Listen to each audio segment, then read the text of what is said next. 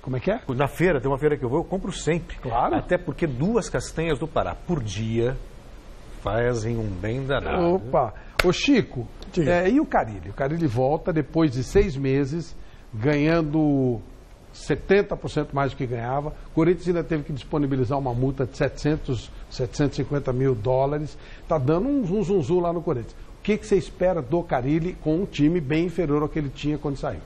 Bom, Flávio, evidentemente que ele não é o salvador da pátria e não vai fazer milagre nenhum. Mas ele tem umas características que me agradam muito. Por exemplo, ele é o primeiro a chegar e o último a sair todos os dias. Ele tem uma relação com os jogadores muito tranquila, muito fácil.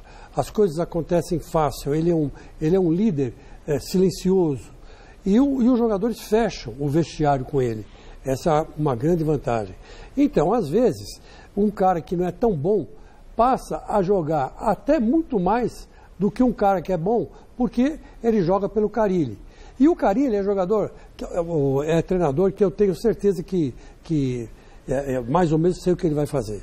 Ele vai recompor a defesa do Corinthians, com certeza, porque a defesa está completamente distorcida, mal colocada. Ele vai pedir um meio-campista que dê qualidade na saída de bola, né? E com certeza um centroavante.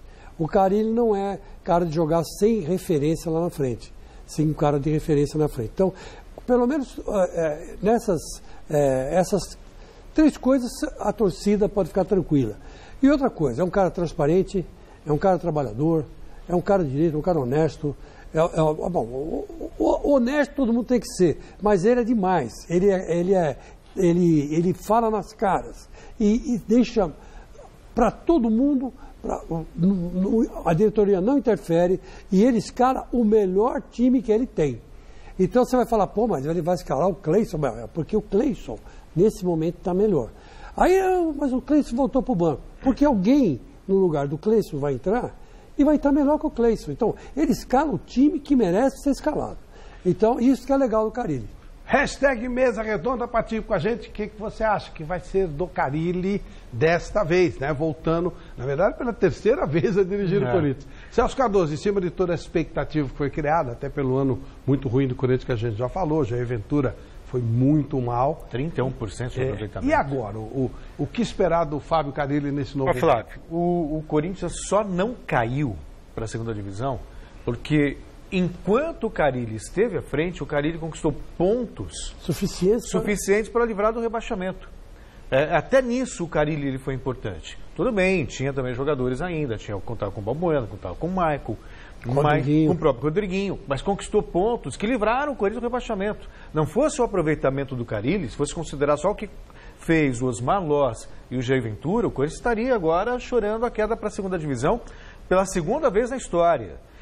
E claro que pesou também, não só a saída do Carille. É bom a gente lembrar que saiu também toda a comissão técnica. E, aliás, todos voltaram, menos o Mauri, que ficou lá no Almeida. Pois é, que é justamente o que dá suporte para um trabalho. Então, não é só o técnico, tem uma comissão técnica. O Corinthians sentiu isso.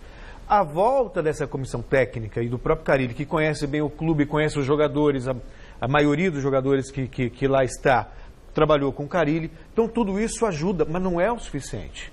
Se alguém estiver em casa pensando que o Carille vai voltar e com isso o Corinthians vai voltar a ser campeão, esquece, isso é ilusão. O Carille tem o mérito de primeiro acertar a defesa, muito bem, o setor defensivo, isso não se discute. Ele fez isso nos tempos do Mano, nos tempos do Tite, nos tempos dele mesmo, começou a alçar voo solo, mas não é só isso, o Corinthians precisa de reforços.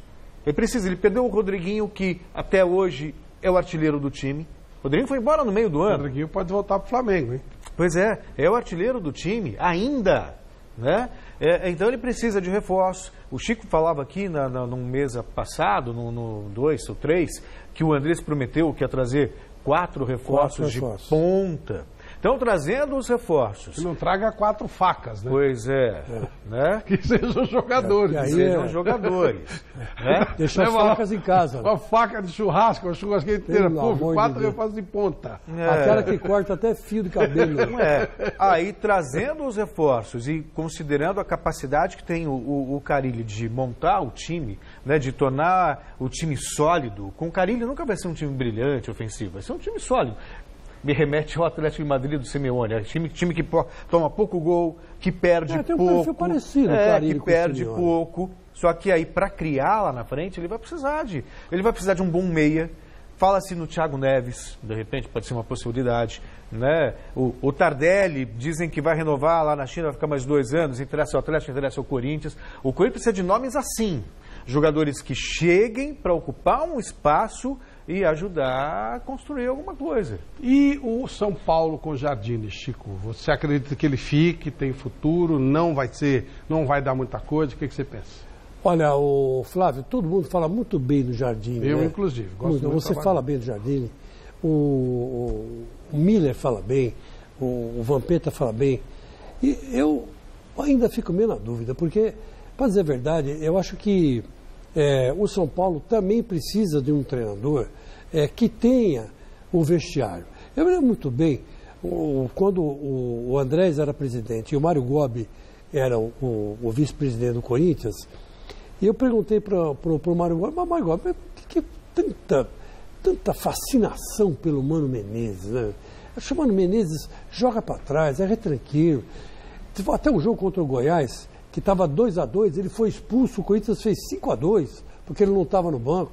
Aí eu virei para o cara saiu, o Corinthians fez 5, por que não solta o time, né?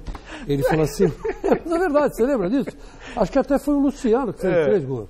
Aí eu virei, falei para ele, eu não estou entendendo esse negócio, Marco. Ele falou, olha, é o seguinte, o Mano, ele tem uma qualidade que hoje nenhum treinador tem no Brasil, que é o vestiário na mão.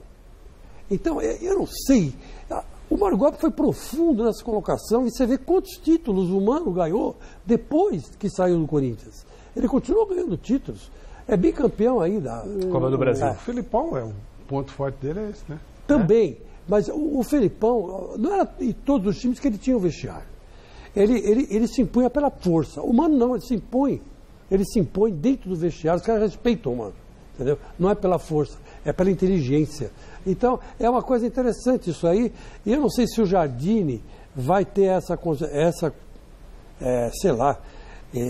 força, né, diante dos jogadores do São Paulo. O que você acha, Celso? Flávio, eu acho que ele é bom, demonstrou isso, né, nas divisões de base, mas eu não sou otimista em relação ao futuro dele, né? Eu vou explicar por quê. Por causa do imediatismo no futebol. O São Paulo tem 2 fases eliminatórias antes da fase de grupos na Libertadores América, com pouco tempo de trabalho. De repente, se ele não passar nessa fase eliminatória, já vão queimar ele. Ou, de repente, um começo do Campeonato Paulista, o time, de repente, não vai bem, já vão queimar, porque aquela história de, mesmo que ele seja bom, ele precisa provar que ele é bom, né? Até para os dirigentes se esconderem atrás de um escudo. E, convenhamos, né, ele pode ser competente, mas ele ainda não tem um laço para ser escudo de dirigente. Se é que você me entende, Flávio.